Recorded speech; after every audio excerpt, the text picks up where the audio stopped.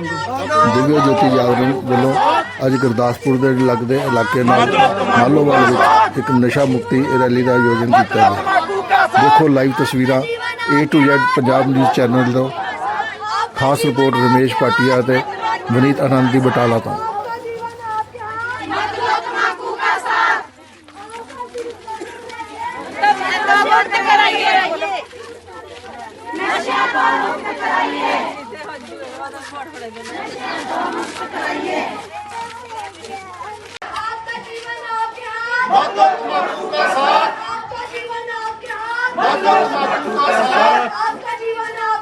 मत लो तम्बाकू का साथ, आपका जीवन आपके हाथ, मत लो तम्बाकू का साथ, आपका जीवन आपके हाथ, मत लो तम्बाकू का साथ। आओ जिंदगी में स्वर्ग बनाइए, आओ जिंदगी में स्वर्ग बनाइए, नशा तो मुक्त कराइए, नशा तो मुक्त कराइए। आज हम सबने एक ये महान रैली को निकाला, सब लोगों को जागरूक किया, उसके लिए आप सबका बहुत बहुत धन्यवाद। आपने आज एक बहुत महान कार्य किया है, क्योंकि जो कुछ विदेशी ताकतें हैं उनका मंसूबा क्या है कि हम भारत देश को नशे की लत लगा दें और इनको जी भर लूटें। उन्होंने सबसे पहले प्रहार किया हमारी संस्कृति के ऊपर, हमारे युवा वर्ग पीढ़ी जिसको देश की रीढ़ की हड्डी कहा जाता है, और उस देश की रीढ़ की हड्डी को उन्होंने नशा लगा दिया। अब एक व्यक्ति की रीढ़ की हड्डी खराब है तो क्या वो काम कर सकता है? वो काम नहीं कर सकता। वो क्या होगा? वो बेड पर ही आराम करने के लायक बन जाता है, बेड से उठने के काबिल नहीं रहता।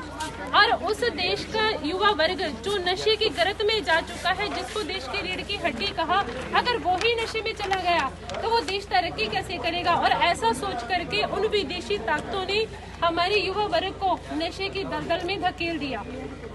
और दूसरा स्थान उन्होंने देखा कि इस देश की जो वीरांगनाएं हैं, जो स्त्री है, जो नारी है, वो भी बहुत महान है। रानी झांसी की, लक्ष्मीबाई जिसको हम कहते हैं, कि ऐसी बहुत सारी नारियां हुई हैं जो बहुत महान हैं, जो भी इस देश को आगे लेके जाने की ताकत रखती हैं। तो उन्होंने सबसे पहले उन पर भी प्रहार किया, उनको भी एक नशा दिया। वो नशा कौन सा दिया उनको? चाय का नशा, जो हम सभी करते हैं।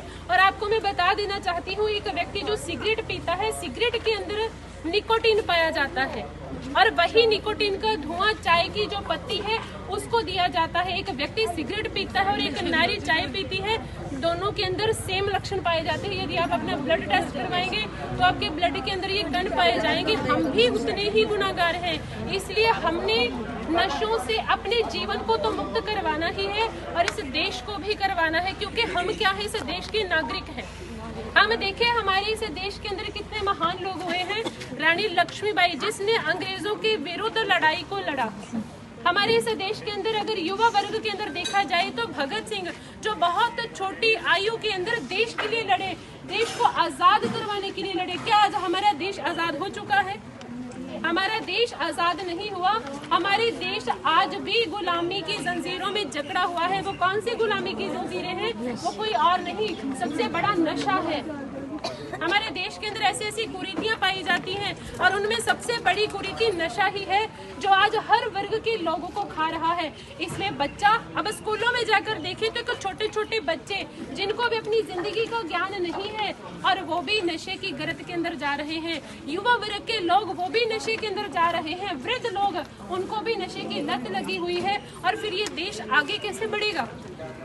और इस देश के हित के बारे में सोचते हुए सर्वश्री आशुतोष महाराज जी ने बोध नामक, जो आप ये टी शर्ट्स पहनी देख रहे हैं, लड़कियों के बोध नामक की ये कैप देख रहे हैं, ये एक मुहिम चलाई गई है। और इस मुहिम के तहत गुरु महाराज जी पूरे समाज को जागृत करना चाहते हैं, क्योंकि मानव जो होता है, मानव के अंदर एक आत्मिक शक्ति है जो सुषुप्त है, सोई पड़ी है, उसको जगाने के लिए ये बोध नामक की एक मुहिम चलाई गई है। जिसका अर्थ क्या है? बोध का अर्थ होता है रियलाइजेशन, जिसका अर्थ होता है एहसास। किस चीज का एहसास करना है? स्वयं का एहसास, स्वयं का बोध करना, अपने आप को जानना कि मैं कौन हूँ। मैं एक शरीर नहीं हूँ, मैं एक शक्ति हूँ जो सोई पड़ी है, और जिसको जगाने के लिए अध्यात्म चाहिए। और अध्यात्म को जानने के लिए एक संत के पास जाना पड़ेगा। एक संत ही है जो हमारी सोई हुई शक्ति को जगा सकते हैं और पुनः हमें वही बना सकते हैं जो हम हैं, जो हमारी असली पहचान है। हमारी असली पहचान क्या है? ब्रह्म हैं, हम ईश्वर का स्वरूप है। और असली नशा क्या है?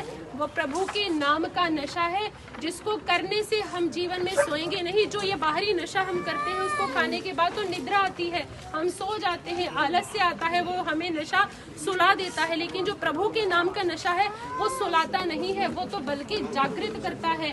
और संत जब जीवन में आते हैं तो वो सोए हुए को जगाने के लिए आते हैं। जो आज आप लोगों ने कार्य किया है ये बहुत महान है। इस पूरे अपने देश को, इस पूरे समाज को, अपने गांव को जगाने के लिए आपने ये एक कदम उठाया है, ये बहुत अच्छा है, प्रशंसनीय है। और इसके लिए जो आपका एक अच्छा कर्म बना है, ये भगवान आपको इसका अच्छा फल देगा। और आपका बहुत बहुत धन्यवाद है। जागृति संस्थान की तरफ से आपका हार्दिक स्वागत है, आपका धन्यवाद है। आपने आज ऐसा कार्य किया, आगे भी हम आशा करते हैं कि आगे भी बहुत सारे ऐसे कार्य होंगे जिसके लिए हम आपका सहयोग चाहेंगे, भरपूर सहयोग चाहेंगे। और यही आशा करते हुए इस प्रोग्राम को यहीं पर विराम देंगे। भारत माता की जय, भारत माता की जय, भारत माता की जय, भारत माता की जय। धन्यवाद।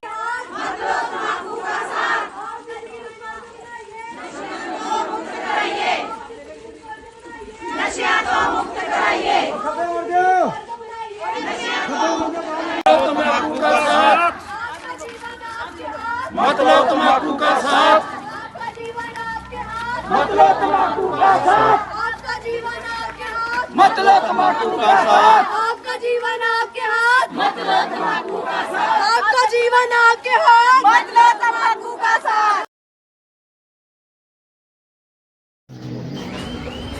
ਅੱਜ ਬਟਾਲਾ ਵਿੱਚ ਗਊ ਭਗਤਾਂ ਵੱਲੋਂ ਬਟਾਲਾ ਦੇ ਐਸਡੀਐਮ ਨੂੰ ਇੱਕ ਮੈਮੋਰੈਂਡਮ ਦਿੱਤਾ ਗਿਆ, ਜਿਸ ਵਿੱਚ ਉਹਨਾਂ ਨੇ ਕਿਹਾ ਕਿ ਹਿੰਦੁਸਤਾਨ ਦੇ ਵਿੱਚ ਗਊ ਮਾਤਾ ਦੀ ਹੱਤਿਆ ਬੰਦ ਹੋਣੀ ਚਾਹੀਦੀ ਹੈ ਔਰ ਗਊ ਮਾਤਾ ਨੂੰ ਰਾਸ਼ਟਰੀ ਪਸ਼ੂ ਦਾ ਦਰਜਾ ਦਿੱਤਾ ਜਾਣਾ ਚਾਹੀਦਾ ਹੈ। ਬਟਾਲਾ ਤੋਂ ਰਮੇਸ਼ ਭਾਟੀਆ, ਮਨੀਤ ਆਨੰਦ ਦੀ ਖਾਸ ਰਿਪੋਰਟ।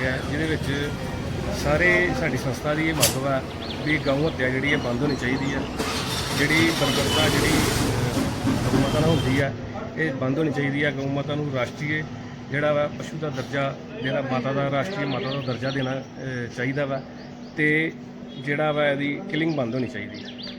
ਤੇ ਉਸ ਸੰਬੰਧ ਦੇ ਵਿੱਚ ਅੱਜ ਹਿੰਦੁਸਤਾਨ ਦੇ ਵੱਖ-ਵੱਖ ਸਥਾਨਾਂ ਦੇ ਉੱਤੇ ਲਗਭਗ 54-55 ਜਗ੍ਹਾ ਦੇ ਛੋਟੀ ਵੱਡੀਆਂ ਤਹਿਸੀਲਾਂ ਦੇ ਵਿੱਚ ਜਿਹੜਾ ਵਾ ਤੇ ਅਸੀਂ ਮੰਗ ਪੱਤਰ ਦਿੱਤਾ। ਇਹ ਸਾਡੀ ਸੰਸਥਾ ਨੂੰ ਜਿਹੜਾ ਮੰਗ ਪੱਤਰ ਦਿੱਤਾ ਗਿਆ, ਇਹ ਮੰਗ ਪੱਤਰ ਮਾਨनीय ਗਵਰਨਰ ਸਾਹਿਬ ਨੂੰ, ਰਾਸ਼ਟਰਪਤੀ ਜੀ ਨੂੰ, ਮਾਨनीय ਪ੍ਰਧਾਨ ਮੰਤਰੀ ਜੀ ਨੂੰ ਤੇ ਮੁੱਖ ਮੰਤਰੀ ਪੰਜਾਬ ਨੂੰ ਦਿੱਤਾ ਗਿਆ। ਤੇ ਐਸਡੀਐਮ ਸਾਹਿਬ ਵੱਲੋਂ ਸਾਨੂੰ ਇਹ ਦੱਸਿਆ ਗਿਆ ਵਾ ਕਿ ਅਸੀਂ ਤੁਹਾਡੀ ਜਿਹੜੀ ਆ ਦਰਖਾਸਤ ਜਿਹੜੀ ਹੈ, ਤੁਹਾਡੀ ਐਪਲੀਕੇਸ਼ਨ ਜਿਹੜੀ ਆ ਉੱਪਰ ਤੱਕ ਚੱਲ ਜੈ ਗਊ ਮਾਤਾ, ਜੈ ਸ਼੍ਰੀ ਰਾਮ।